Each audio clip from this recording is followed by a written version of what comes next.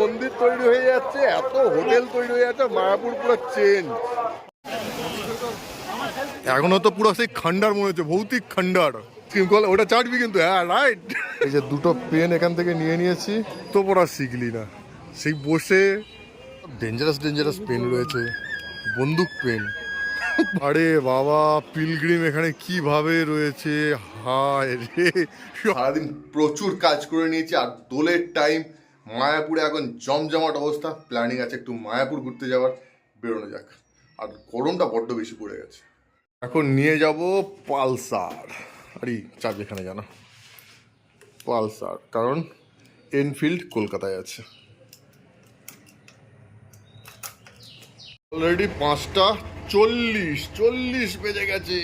নামো তাড়াতাড়ি, রোদ কমলে বেরোবো ভাবছিলাম, আর এদিকে অন্ধকার হতে চলেছে। এখানে গ্যারেজে গাড়ি রেখে দিলাম, এইবার এখান থেকে ঘাট পার হয়ে যাব। আর আমার সঙ্গে রয়েছে মাধাই কোথায়? ওই যে দাঁড়িয়ে আছে। ওঠ, ধারেছ একদম ধারেছ। সেই ছেড়ে দিল নৌকা, জেটি থেকে বেরিয়ে আসলো।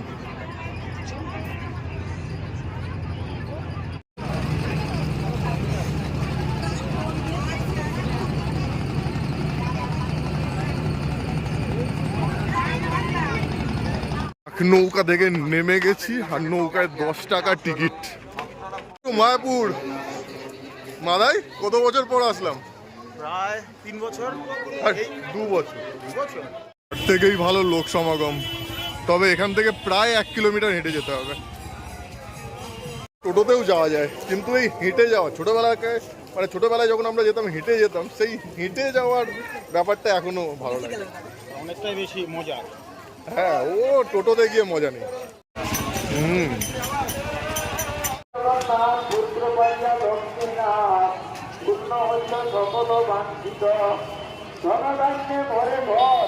মন্দিরটা নতুন হয়েছে, 2 বছর আগে যখন আমরা এসেছিলাম তখন এই মন্দিরটা ছিল, কিন্তু খুব সুন্দর হয়েছে মন্দিরটা। এত মন্দির তৈরি হয়ে যাচ্ছে, এত হোটেল তৈরি হয়ে যাচ্ছে, মায়াপুর পুরো চেঞ্জ। মায়াপুরের এই রাস্তাটা পুরো অন্ধকার থাকতো আমরা যখন ছোটবেলায় এখান দিয়ে যাতায়াত করতাম। এখন দুদিকে কত দোকান হয়ে গেছে, আর হোটেল তো প্রচুর গজিয়ে উঠেছে। এই যে মায়াপুরের মন্দিরের চূড়া, ডান দিকের যে লাইট জ্বলছে এটা অনেক আগে ছিল, আর বড়গুলো এইদিকে রয়েছে। ইস্কনের গেটটা চেঞ্জ হয়নি, সেই গেটটা একই রয়েছে, আগেও যা ছিল এখনো তাই রয়েছে, ডান্ডাগুলোও রয়েছে। মায়াপুরের এই মন্দিরটা ছিল সব থেকে বড় মন্দির আগে, কিন্তু এখন এই যে, কিন্তু এটা এখনো কমপ্লিট হয়নি। 2 বছর আগে এসেছিলাম, তখনও যেমন অবস্থায় ছিল এখনো প্রায় তেমন অবস্থাতেই।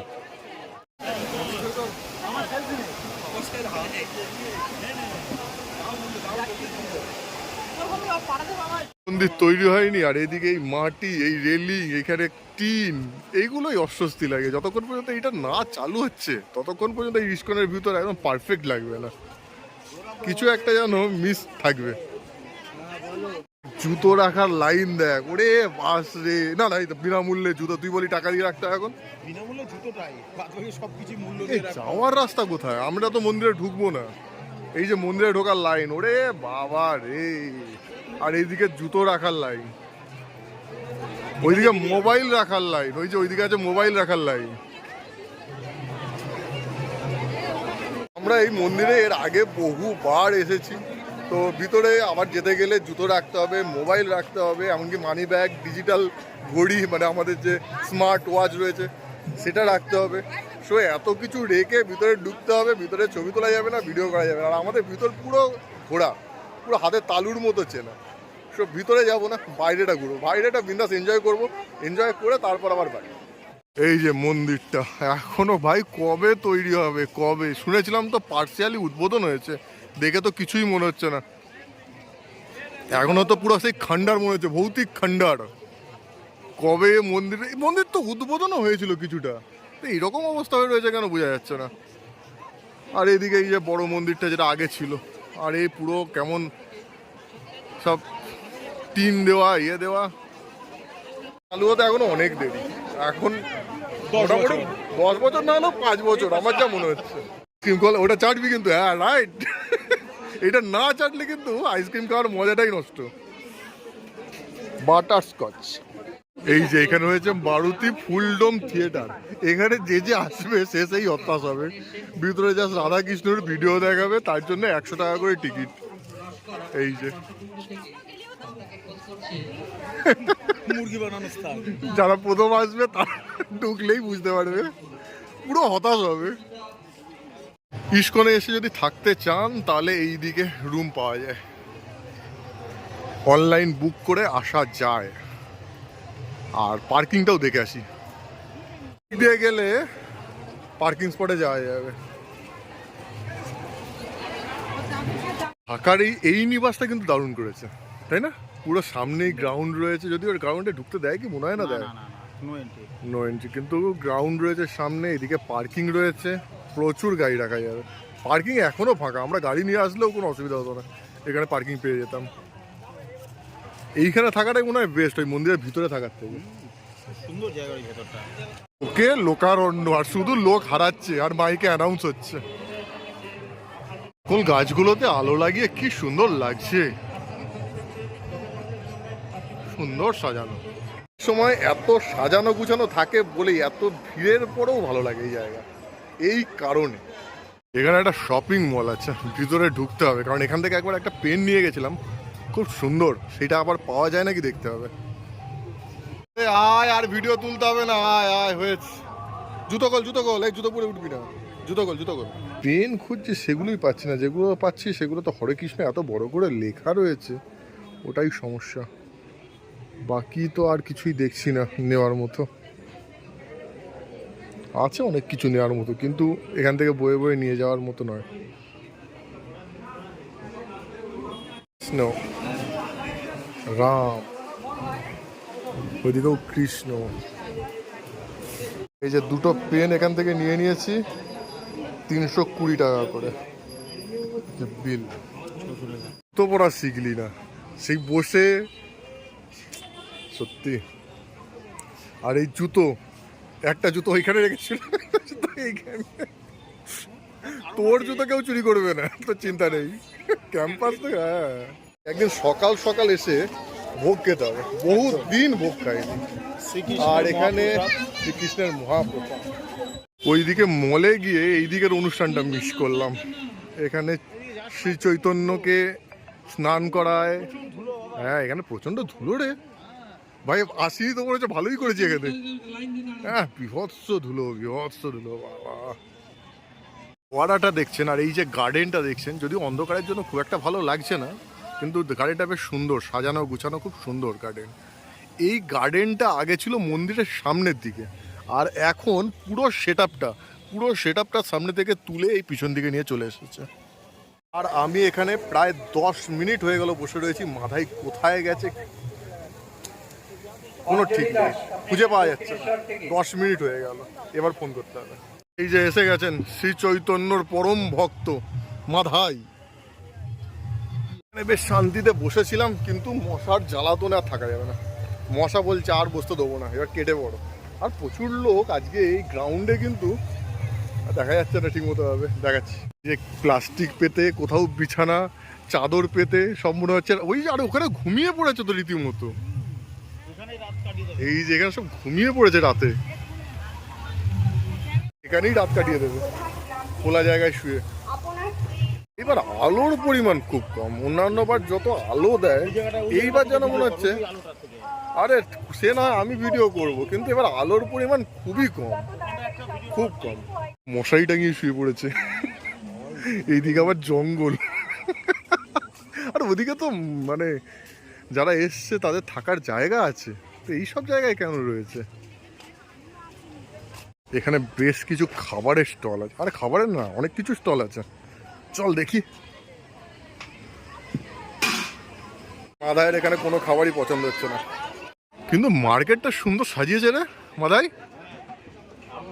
মানে এগুলো মনে হচ্ছে টেম্পোরারি স্টল, সবসময় থাকে না, এই দোলের কারণে এরকম সাজিয়ে গুছিয়ে। বেশ সুন্দর লাগছে, কিন্তু যথেষ্ট সুন্দর লাগছে। সব ডেঞ্জারাস ডেঞ্জারাস পেন রয়েছে, বন্দুক পেন, বন্দুক পেন, তারপর কি এগুলো বাহুবলীর কুঠা। কুঠার পেন, তারপর এদিকে আছে গদা পেন। দেখ এইটাই কিন্তু সব থেকে বেশি দৃষ্টি আকর্ষণ করছে, গোল্ডেনটা। রুদ্রাক্ষের মালা,